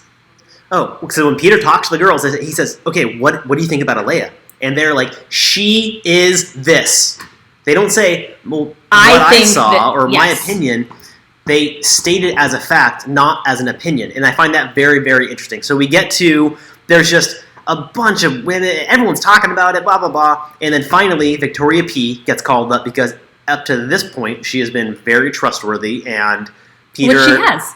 Absolutely. And she and Peter have gotten along really well. She puts the final nail in Alaya's coffin because Alaya says that they've been best friends for a long time. They have this connection. They go way back. She says, "I've only known her for like 3 hours, really." She says we've known things. We have crossed paths in the beauty pageant, like in the pageant. Are they still called pageant? That might have been a slip. They cross paths in the pageant world, right? And she said we've known each other probably collectively for about 3 hours. Yeah, that's what she says to him. We find out that's a lie. Yes. And yet, at the time, that is the final nail in Alaya's coffin. Peter goes to talk to her. He brings up that a bunch of women are saying all these things. He asks her directly about Victoria P, what she said. Alaya deflects really poorly because now she's like, I bet she feels insane at this point. She knows what she's saying, and yet Peter's like, "But all these people say that the sky is red," and she's like, "The sky is blue." And he's like, but these three say the sky is red, so who's to say? Right. And I think at this point there was just so much conflicting opinions that were being thrown around as facts that Peter was just done. Yeah. Like, done. Yeah. And yes, Kelsey was the only one that stated it as an opinion. It's true. That's true. So she did. Peter looks like shit at this point. Yeah, he's starting to get really beat the fuck down. him. So I wrote down really quickly, he can't act well at all, and I really appreciate it as a viewer. Such a distant call from Colton, who would always look great and perfect pretty much right up until the whole gate jumping scenario. He was just all smiles, all positivity whenever it would come time for the rose ceremony. He obviously had plenty of in-the-moment stuff, like we saw him struggle. Great, he did a good job for the most part. When it came time for the rose ceremony, he was on. Peter can't lie. He looks horrible. He's like, "All right, so it's time, I guess." And he just calls some names, and then... So the rose ceremony happens. It's Kelsey, Hannah Ann, Natasha, Lexi, Madison, Sheann, Kelly, Sierra, Tammy, Savannah, Deandra, and then he leaves the room. With 2 roses left. And at this point, he calls McKenna, and that means that Jasmine, Alexa, and Alaya are going home. I was sad Alexa went home. I was too. I really liked her. Yeah, she was really cool. Victoria P takes this time and in the moment to say she's falling in love, which is quick. And whatever. That happens. we get a cut of Peter looking really, really regretful about his decision to send Alaya home, and he doesn't really want to talk to production, and he's just pretty upset. And I wrote down at the end of this, he's very easily influenced by others, and the fact that he's so trusting and honest with the way he shows up in the world, that's being taken advantage of by some of the women on the show. Yeah, you guys listening and watching, like, can you imagine what it would be like to feel something in your gut and feel a connection with someone and then have all of these women telling you their opinion but stating it as a fact, and it's basically your worst nightmare, and it goes against what your gut is telling you? Yep. It's such a painful position to be in. Yep. No matter what circumstance, let alone on a TV show that's being aired that you know you're going to get flack for, no matter what you do. Yeah. So it was at this point, like, my empathy for Peter. I start feeling real bad for him at this point. Oh. And this next episode does not make it better. Okay, so we're getting into our final episode recap for this episode of The Right Reasons. Thank you again to Stand Up New York. If you aren't subscribed to the podcast or to this YouTube channel, make sure you are. Yes. And we'll be back every week from here on out. Yeah, we're going to actually stay consistent moving forward now. At 1:15. For those of you who have been with us for a while, you know that we show up every week. This was a very weird fluke. If you missed the beginning of this video and you're watching live, you can go ahead and catch the beginning to hear who we are, why we missed the first 4 or 3 weeks of the season. But we're back, and we'll be here every week moving forward. All right, so we can do. Okay, so this is Okay, so episode 4. The first notes I wrote are, oh boy. Chris Harrison surprises. It's not. He just walks in first. He's like, "Hey, ladies, it's me," and not Peter. Surprise! And so this is by far my favorite part of the entire episode. Is right here. So it's time for traveling. It's time for them to go somewhere. Because this is the travel portion of the show. Now he's like, you gotta pack your bags. And he's like, you're gonna meet Peter, and you're going to Cleveland. And the girls are just... It's like dead. They look like they think he's making fun of them or playing a joke on them. They're silent. He's like, you're gonna meet Peter in Cleveland. And they're like... Cleveland! Do we need to get ready? Cleveland? And he's like, Cleveland! They tried to make it sound so good. And so the entire episode is a commercial for Cleveland, which I've not been to Cleveland, Ohio. I've heard it's quite nice. I feel bad for... So obviously the show does partnerships with cities they go to. They did it with, what was the... They did it with Virginia's for Lovers. They did this whole thing with that. They do partnerships with cities and local areas all around the United States, and they do travel and do stuff. And Cleveland clearly won the contract for this. I feel bad for whoever set that up because the girls respond like it's a negative thing. And that sucks. It was just...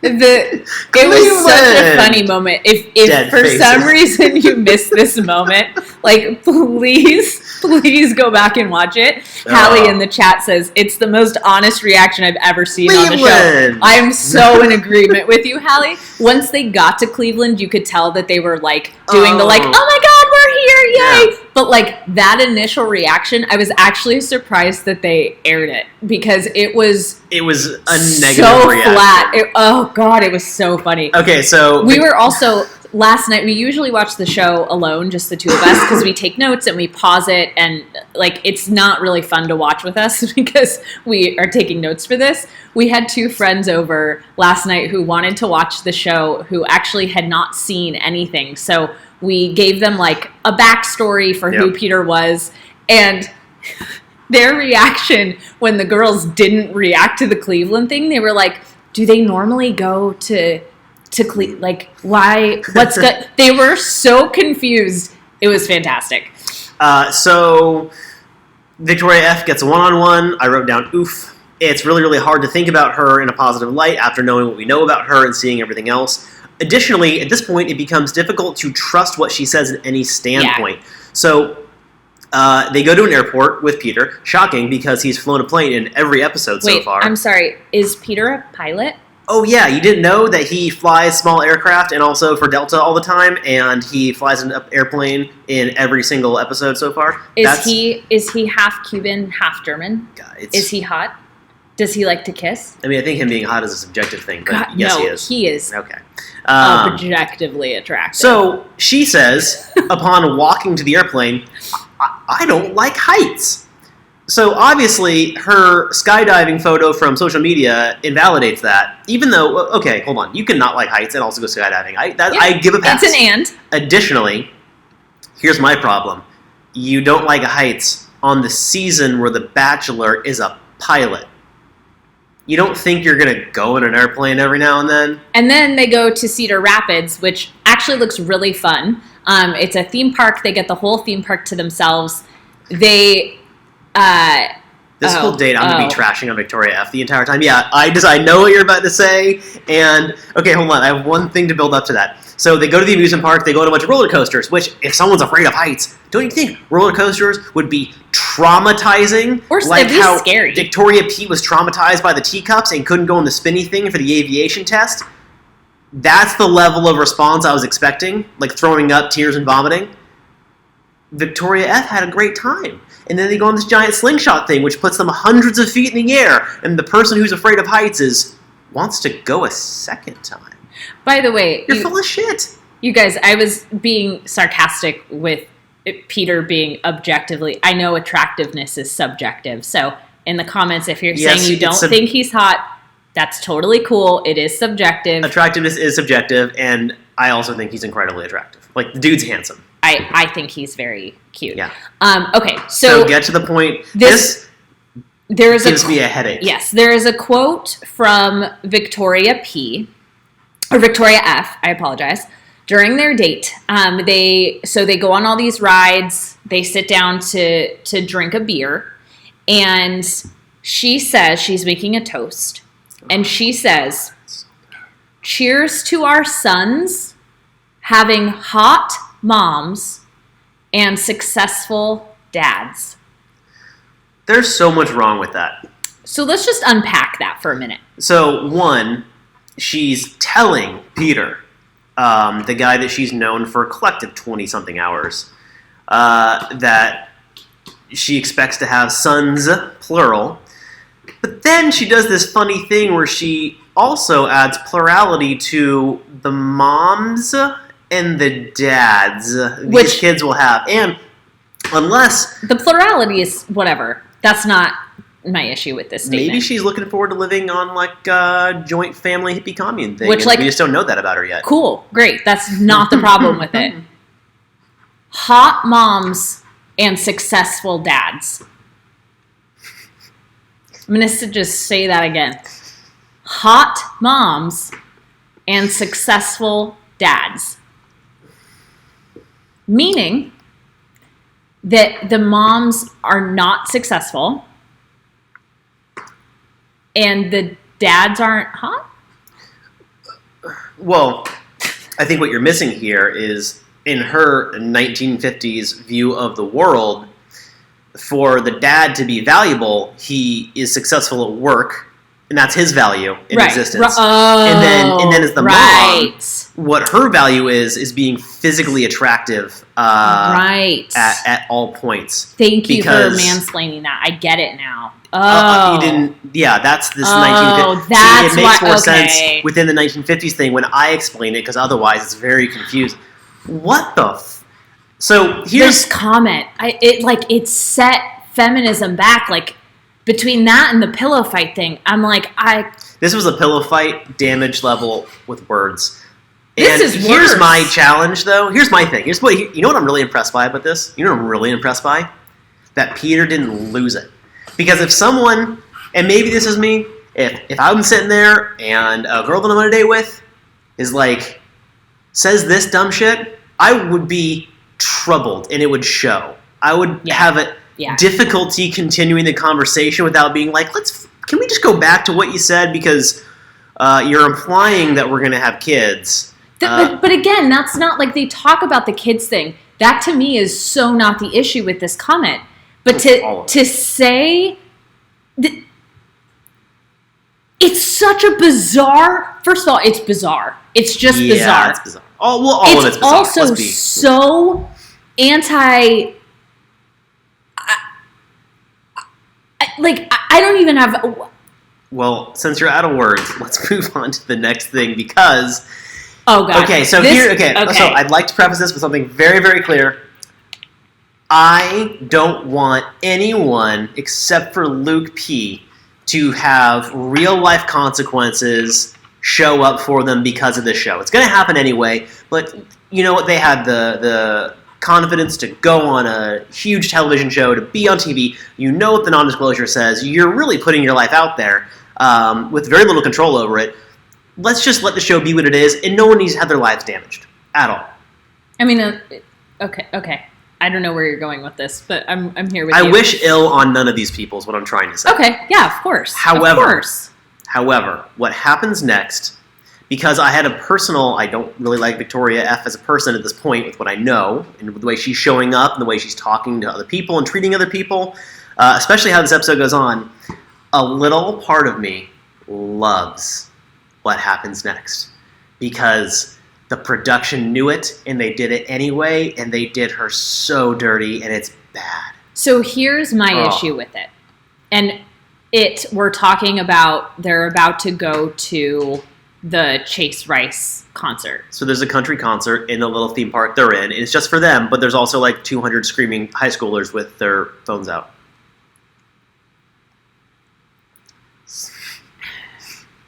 So the person, in my opinion, who was in the worst position in this situation was actually Chase Rice. 100%. And what I don't like about that is he signed up to sing a song on national television because he is a country musician. That's a great opportunity for any musician. 20 to 30 million view, it's huge. Yeah, I had never heard of him before. Apparently he's got like some popular songs that I don't listen to a lot of country, so I'm like, meh. Yeah, but... Great for him. Like, it's great exposure. He did not sign up to be manipulated by production in the way that the contestants in the lead almost know that they're going to be by being on the show. And manipulate, they did. So it turns out that Victoria F. and Chase Rice dated right before she came on The Bachelor. She broke up with him to go on the show. Now, here's where, though, from a healthy relationship psychological perspective, I'm going to set personal feelings about Victoria aside. Absolutely. Victoria gets very uncomfortable with telling Peter that this is her ex-boyfriend. She thinks that he's going to be angry, upset. She thinks he's going to be mad. Now, why would anyone be mad that you have an ex-partner? It doesn't make sense logically, and it speaks to either two things. Number one, that she's been around people who get upset for things that are not really things to be upset about. Number two, it also speaks to this kind of like purity, monogamous culture around he's going to be mad because I was with someone else before him. Like, he's not the first person to kiss me. Right. It's one of those two things or some combination of both. But it did not make any sense that she was afraid to tell Peter. Right. So Peter's his natural self. They go to the concert. They're making out. They're dancing. He's having a great time, and you can see the singer Chase is like, this sucks. Yeah. And he does great. He performs a song. He's doing his thing. He's happy. He even talks to Peter afterward, and they're like exchanging phone numbers. They're like, oh my God, which we've never seen, so cool. Of course. Like, we've never seen this behind the scenes. And Pete's like, dude, that was so cool. Like, we got to hang out. Like, blah, blah, blah. And he's like, yeah, man. So it's all kinds of awkward. It's kinds of awkward. So but here's the thing. Awkward. She then goes and talks to him, and Chase is super cool. He's like, this is awkward. I hope things are going well. Like, what? And you see Chase ask Pete, what week is this? Like, how far is this girl getting? He's trying to see kind of where things are at. Because it's his ex, and maybe he's got, I don't know, they broke up before the show. We only know that she broke up with him, A, to go on the show, and B, that she said his lifestyle isn't what I wanted. So who knows if he's traveling all the time? Who knows what that means? I mean, if he's a successful country musician, he's busy. Yeah, he's not, like... Totally. There's a lot of reasons. Yeah. Here. But the way that she handles it is so indicative of her past whatever is going on with her relationships, or the way that she views herself, or the need to hide her past, or something about her she wants to keep secret. So it's the date portion where they go to have like that awkward dinner in the middle of a giant thing that there's no one, they don't eat, and they just stand there and talk. And she gets so upset and so nervous that she just leaves. So she tells Peter, and Peter's face is... It's delicious. Watching Peter's genuine shock and surprise. He's so perplexed.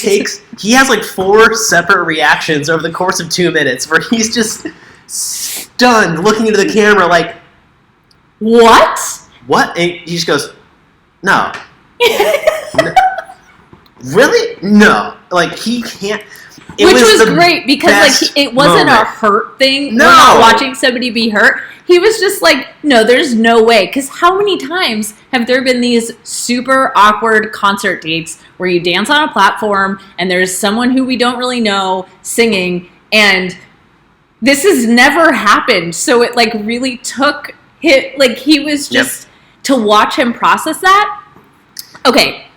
What? I have to read one of the comments. So Heather Fitz on YouTube is saying, I cannot wrap my head around this because Victoria F's old girlfriends have come out and explained that she slept with multiple of their husbands and broke up their marriages. I mean, that would land on the whole insecure theory that we have about her. Which is... And needing validation constantly, externally. Yeah, Hallie said the best part of this whole thing was Peter says, Chase the singer? No, Peter, Chase the bank. Anna, they don't eat anything because they can't eat. The sounds of eating with the microphones sounds disgusting to us as viewers. So they actually eat off camera, and then the crew ends up eating the food that gets sat out for them on the table. So she gets up from the table, and we see the group date gets handed out. Doesn't matter. She leaves when he's being surprised. Oh, her Rose. What do you mean? Oh, the group date card. Yeah. Sorry. Woo! So 4 episodes, guys. She runs off after he's still in shock, and he's so perplexed. Right. I can nitpick a lot of things that I may not personally enjoy about Victoria F, but here's my issue. She has a constant need for external validation, and also has a very strange perception as to what she thinks will be upsetting to people. So maybe it's her relationship history. Maybe she's the person who goes and destroys marriages, like her friends say. I don't know that. But what I do know is that this. She runs away. Peter finds her and comforts her. And he's like, you didn't do anything. Yeah. She says she's worried her honesty is going to drive him away. And I wrote, which is more likely the fact that the way she's handling this is going to drive him away. She's so needy for validation. And then she says, Pete was there for me and still is liking me, or whatever the actual word she says, at my lowest point. Her lowest point was the guy she's currently dating seeing her ex and the two of them having a good conversation. I don't know about That's her lowest point. But my lowest point. Her lowest that she has ever been is that moment on television on this date in Cleveland, Ohio. How dare she dishonor the name of Cleveland so much? ridiculous. So now Peter does provide excellent empathy. I just wanted to point it out. Absolutely. He says, well, a lot of times, so one of the questions I get often when I do Instagram AMAs is, how do you actually provide empathy? Like, what is it? And so I like to, whenever I hear somebody do an empathy statement that's like, that's great empathy, I like to point it out. So Peter says, I can't imagine how awkward that must have been for you. Okay, so he's saying that must have been so awkward for you. That is providing empathy. He's not saying, I'm so sorry you felt awkward. He's not apologizing. That's sympathy, right? He's saying, I can't imagine how awkward that must have been for you. And that is a great example of empathy. And I just wanted to call that out. Absolutely. So, everybody agrees with you about the lowest point thing, thanks, by the way. Everybody. So she gets a rose. I wrote, I'm not shocked, but I am annoyed. But that's the thing. And then, this is funny. So then they go outside of the dinner place, and there's a single cellist playing the cello for them, and they do a little sympathy dance. So this is my, I will die on this hill. I believe this. I believe that Peter went to production somewhat after the shock of finding out that the singer was her ex. He was probably with production being like, fuck you guys, really? You put that situation up there? You took the ex of the girl, and you knew, they had to have known. Of course they knew. I bet you he went off on production a little bit. So it's my theory, my tinfoil hat theory, is that production was like, okay, find someone in Cleveland who can play music that she hasn't dated and give them some kind of sympathy dance to make up for before. And that's my theory, and I'm going to stand on it. So they get the date, blah, blah, blah, it's over. And now we go to the group date, which is football-themed. Yes. And it starts with McKenna making me laugh. So we have 13 minutes left to get through the rest of this episode recap. Oh my God, okay. So they are at the football date. Victoria doesn't play because her back, which is something that we hadn't heard about before. Yeah. Now I'm not really sure what to believe around that, but it's fine. She doesn't play. Sure.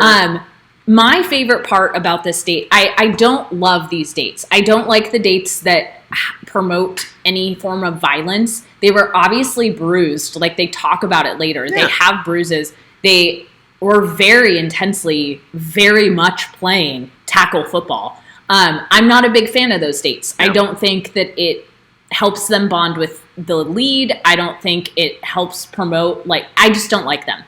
Yeah, they're not good. The only thing about this date that I thoroughly enjoyed was Peter's enthusiasm of watching the women, because it was not sexual. No. He looked like a happy Labrador retriever watching other Labrador retrievers play with a ball, and he was just having the time of his life. Yep. The genuine joy in that man's face watching these women just score touchdowns and catch the ball and go run, and he was so happy, and it was so sweet to watch. It was the only part about that date that I liked. He was so adorable. He can't even contain himself. They're playing football, and he has to hold the football too. He's like, this is so great. They're doing all these things. They're really trying. He's having so much fun about the entire... So they play, the teams tie, and instead of everyone being like, hey, we go to group date, everyone's upset because now they have to go on one big group date, and the winning team doesn't get it was a little 13 people because they tied. Also, why didn't they do a tiebreaker? Right. Why didn't they just do a field goal thing? Anyway. I didn't understand that. The one thing, so a lot of the women are upset that it's now a big group date. The one person who I almost enjoyed her upsetness more than anything else was Madison. She's in the locker room and she's pissed because they didn't win.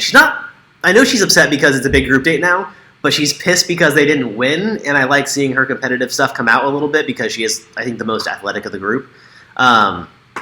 And so we get to the group date, cocktail time. Victoria P., who's been on the sidelines just hanging out with Peter the entire day, steals him right away after all of the women had a consensus that Sheehan should go first because she played the hardest throughout the day and she deserves it. So Sheehan has her time stolen by someone else, Again. Gets upset, and instead of actually saying she's upset, she pouts and is pretty negative to Peter himself about him, not the situation. Yeah, it sucked. It was a really it was a good example of how lack of communication and lack of assertiveness can lead to just this victim mentality. Yep. It's like, yeah, everybody agreed that you were going to go, but the person who took him wasn't a part of that conversation. Right. So she took him, and you can either choose to stand up and say, okay, I'd like to go next, or go grab him next and just be over it. But either way, just pick it and do it and speak up for what you want. Don't be angry at Peter. Peter's not going to say, oh no, I have to go with Sheehan because, what? Yeah, it was weird. So then we get a quick commercial break. Sheehan is now talking to Peter, and in walks Alaya out of nowhere to set the record straight. And then this is what happens.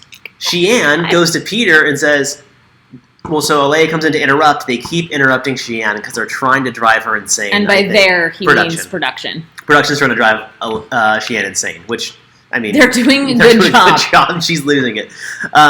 She looks at Pete and she's like, well, do you want her to interrupt? And he's like, yeah, I want to see what she has to say, which I find very interesting because to me that means after the amount of complaining she's done after being interrupted, I think Pete doesn't really give a shit about her because the same thing keeps happening and she keeps doing the same response and not standing up for herself. So I think that's him not showing interest overall.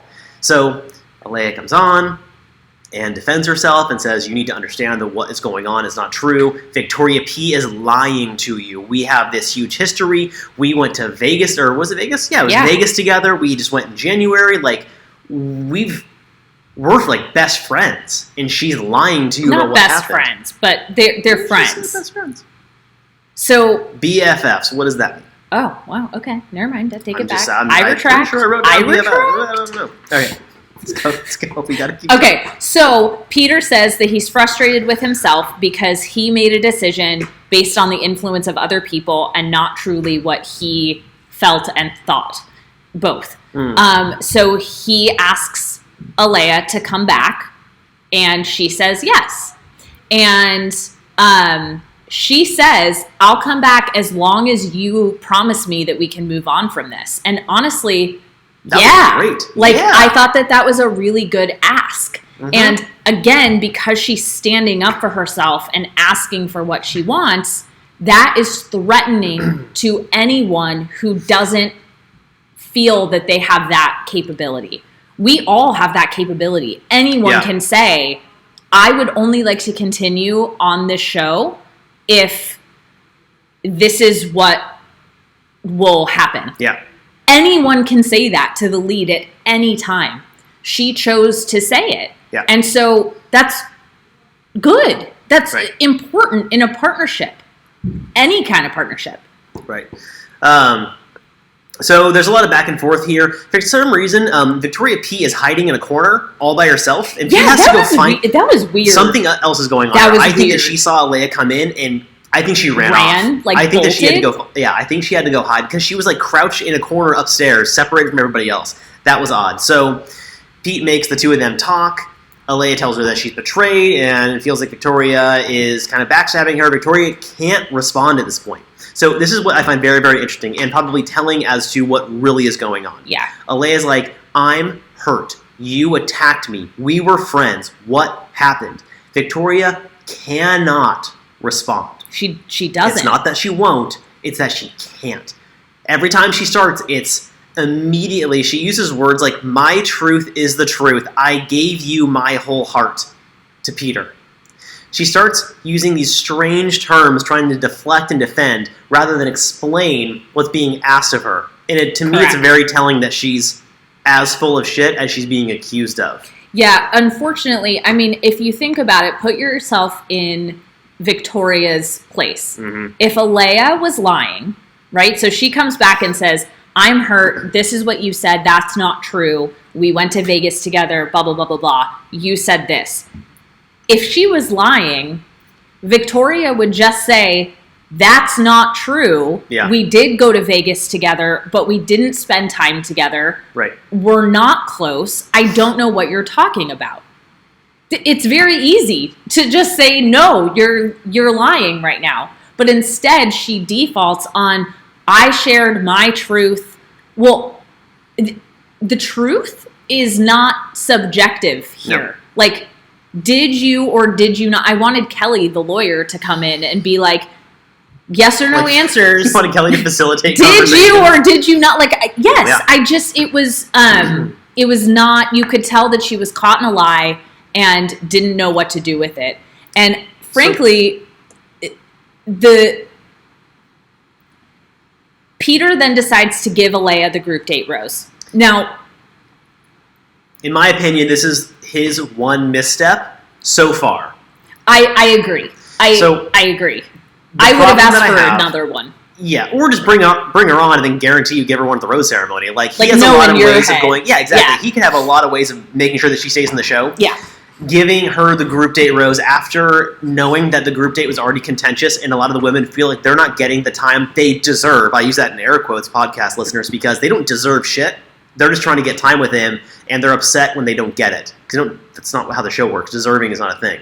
Yeah. Peter deserves a good chance at finding someone he's going to fall in love with. Right, the show is about Peter. He's also not getting what he deserves, if you were to go there. It's called The Bachelor. Yeah, he's the guy. Not the contestants.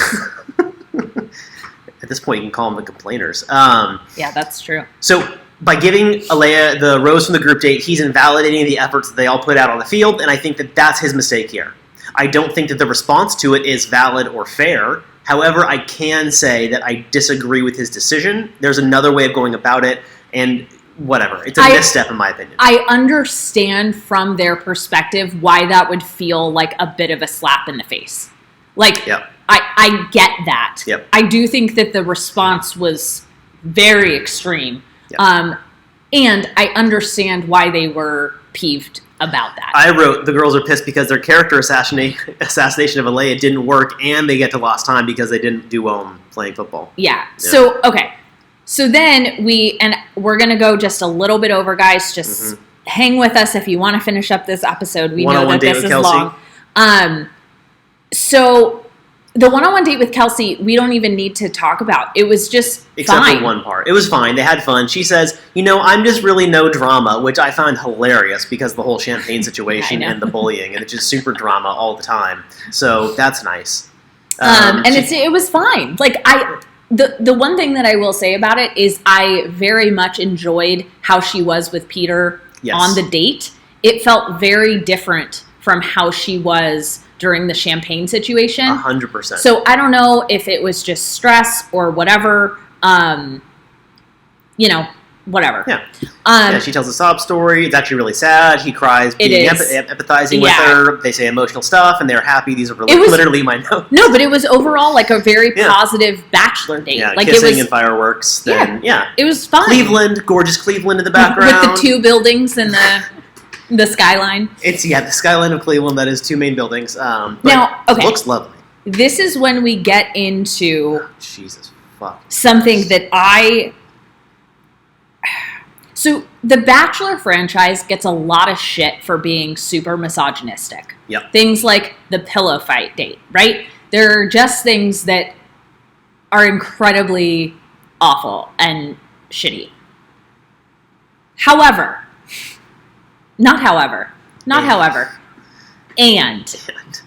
So the Bachelor franchise can be, and much of the time is, incredibly misogynistic. Yes. And on last night's episode, it flipped around. Yep. And let me explain. On Hannah Brown's season, she chewed out all of the male contestants for coming to her and complaining about Luke P. Yep. It was a great She scene. said, I want to make my own decisions. This is my heart. Let me figure this out for myself. I want to do this. And most people were like, absolutely. Amazing, Hannah. You stood up. You're stating what you believe. Yep. You're not letting anybody push you around. Yep. The women confronted Peter, and he did not, I'm having trouble finding the words. He did not respond that way because if he had, it would not have gone over well. Yeah. I think.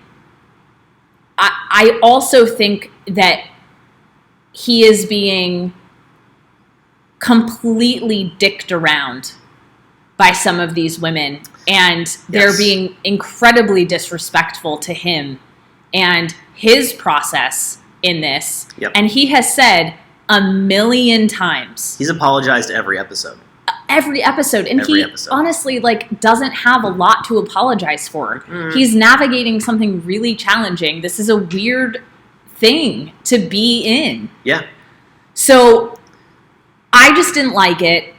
Peter then asks, after Deandra and Natasha confront him, he apologizes to them, asks for their forgiveness, and asks to move on. It was fine. He could have done what Hannah did. Yeah. That's what I'm saying, is that he could have done that. Yeah. But anyway, he pulls Victoria and says, hey, do you want to talk? And she's like, no, I don't want to talk right now. In front of everybody. He's like, oh, okay, if you don't want to talk. And then he kind of pivots to go get somebody else. And she's like, no, let's go talk. And then she does the same thing when he's like, do you want to sit down? And she's like, I don't want to sit. And then she literally sits down. Yeah. He pulls Victoria P, says she doesn't want to go, but then she does. But then she doesn't want to sit down, but then she does. And then her response to what he's trying to talk to her about is anger, which, through the lens that we look at the show through, means that she's probably feeling guilt. So will you explain? So anger is a secondary emotion. It's not... So think of emotions like a color palette. There's the primary colors, then there's a million other colors, right? Anger is not a primary color. It's a secondary emotion. It's like an iceberg. It's what you see on the top, but not what's underneath. Anger is fear, sadness. Those are usually where it comes from. Insecurity, jealousy. Right. Fear can also come through as guilt really, really easily because they're afraid of the truth being told. And so, Nicole in the comments, I wanted to clarify what I was saying. I want Peter to stand up for himself. Oh, what absolutely. I'm saying is that I think that because he is a male in front of a group of women, standing up for himself would come across, quote unquote, more negatively than when a female does it. And we're like, yeah, girl power. Right. If he had done it, I think he would have gotten flack for it. 100%. And I don't think that there's a way that he can, quote unquote, win that situation. I want him to stand up for himself. I want him to say, I'm doing my best. Yep. This is what I wanted to do. And if you don't like it, you can leave. Right. So Peter tries to talk to Victoria P, and she is deflecting, angry, and basically not responsive to what he's trying to say, and then will interrupt him and really shove her rhetoric into what he's saying when he's like, hey, so I want to know about X, Y, and Z, and Alaya, and you're not being honest, and now your response is a little strange. And she attacks him, and she's angry and defensive and deflecting, and not how a person who wants to set the record straight with honesty acts. Yeah. These are not the actions of a person trying to put the truth out there. These are the actions of a person who's caught in a lie and is trying to escape it. Now, obviously, we don't know everything. I'm just saying what we see, and I'm filling in the blanks. So, Peter! There's a scene that we missed where, Victoria F comes into Alaya's room with a big glass of red wine and wine-stained teeth and starts shouting at her. Victoria F also makes herself the victim of miscommunication. The girls all take turns bullying and antagonizing Alaya, which is really fucked up and makes them all look shitty. Yeah. Peter is he may be the most sensitive bachelor that I've seen so far. I love him. And emotionally connected. I love him. And here's the problem. He's being taken advantage of by the current contestants. Yeah, and Hallie in the comments, this is exactly what I was afraid of. Hallie said people were dragging him online for calling Sydney out in front of the girls. Sydney, who's been attacking everyone that she doesn't like and being super manipulative. So weird. So this is what I was trying to articulate earlier, is that Hannah, when she did that, we praised that behavior. Yep. And when Peter's doing it, we're not. We're like, culturally, we're like against that. Yep. It's not okay. It sucks. And it's really hard. And Peter's in a weird position because we all want him to stand up for himself. And yet it's really like, it's challenging because how do you do that? Well, it's an unfair double standard that he is now being played. Now he's challenged by, because it was celebrated when Hannah does it, but if he does it, he's, fill the blanks in with all the terms that would be used. It just sucks, because I think that we can all agree that he does not have a malicious bone in his body, and he's not wanting to cause anybody pain, and he is going through pain. Right. And very clearly. My overarching issue at this point, because we're at the end of the episode, and he looks miserable, which I understand. At this point, let's remember the format of the show. He's the Bachelor. These girls are supposed to be vying for time to connect with him in a romantic sense. And what they're doing is acting entitled to what they think they deserve, which is nothing. So if they were able to take a step back and say, hold on, are we playing the game, or are we sitting in center field with the ball in our lap because we're upset that we're losing? Because that's what they're doing. And I'm using sports metaphors because it's all that pops into my mind right now based off of the previous dates. But they're refusing to play the game because it's not going the way they like. They're trying to get people off the show for reasons they can't really back up. They're attacking the Bachelor for just trying to exist. And making choices that he feels are best for him. Even if even if looking back he says, wow, that was a bad choice, or that was the wrong choice. Right. That's life. Like, that's how we all learn. And additionally, they're doing it as a group, which means that not all of them really, really believe what they're doing, but they're getting caught up in this group think of we deserve this. It's the mob mentality thing. Absolutely, and it's gross. Heather in the comments on YouTube says he's going to be gray by the time the season ends. I mean, maybe at this point, if I was him, I'd just go to production and be like, can we just swap like half these girls out and just bring them new? All the girls that sent home on night one, can we just bring them back? Because this sucks. And these people are clearly not here for the right reasons. The right reasons. Brought it back. So I think that's been our entire 4-episode recap all at once. Woo! Boom. How long have we been on? 2 hours. What did I say?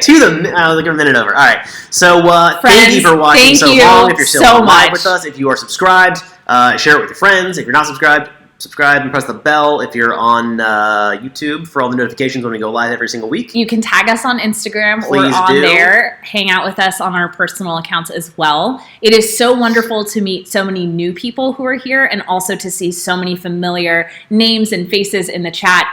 We're so happy to be back. And like we said, we will be back every week recapping this insane season of The Bachelor. I really hope personally that a little bit of the drama can die down and we can focus on the connections that Peter is actually forming. And yes, Anna, I agree with you. I also wonder what the girls are thinking watching back this episode and all of these episodes.